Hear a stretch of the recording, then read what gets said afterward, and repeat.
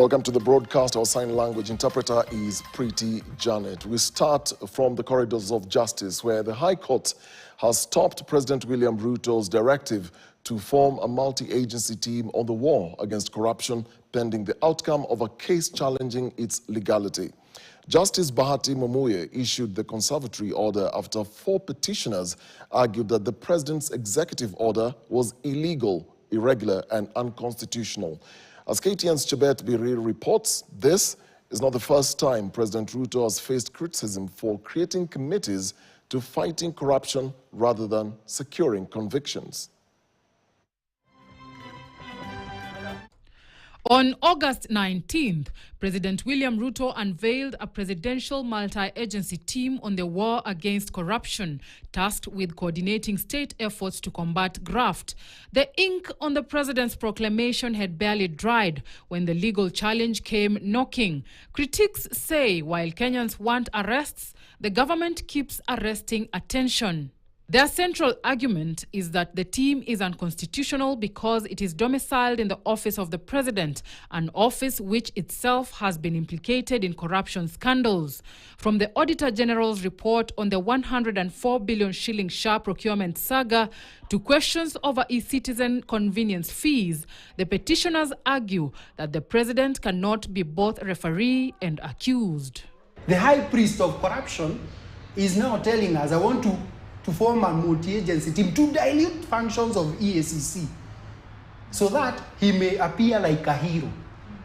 I mean, this is what we may call as paradox, the paradox of leadership. This is not the first time President Ruto's task forces have been challenged in court. In December 2022, the Presidential Working Party on Education Reforms was declared unconstitutional by the High Court, which ruled that the president cannot bypass Parliament to create such bodies. In November 2023, the Affordable Housing Levy Committee faced similar legal hurdles, the High Court declaring that the introduction of the housing levy through amendment of the Employment Act by Section 84 of the Finance Act 2023 lacked a comprehensive legal framework in violation of Articles 10, 201, 206, and 210 of the Constitution. Ruto has had more than 3 years to be able to do that. He cannot be beginning now. But secondly, the MPs have already told him off anyway.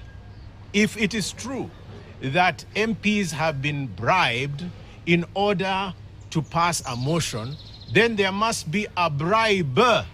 In 2025 alone, 2 of President William Ruto's high-profile task forces have been declared unconstitutional. First to be nullified was the National Task Force on Improvement of Terms and Conditions for the National Police Service and Kenya Prison Service. In a landmark ruling in April this year, High Court Judge Justice Bahati Mwamuye declared the task force illegal.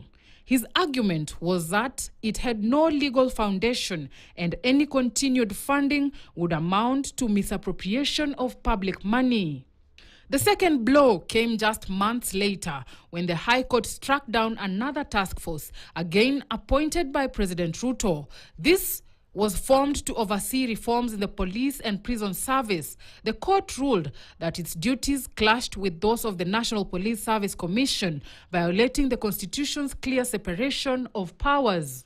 The petitioners have thus secured interim orders, freezing the team's operations until the court gives a ruling. Justice Mwamuye has directed that the case be heard and determined within 90 days.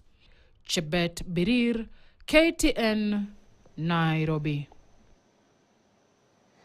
Tonight, the political parties dispute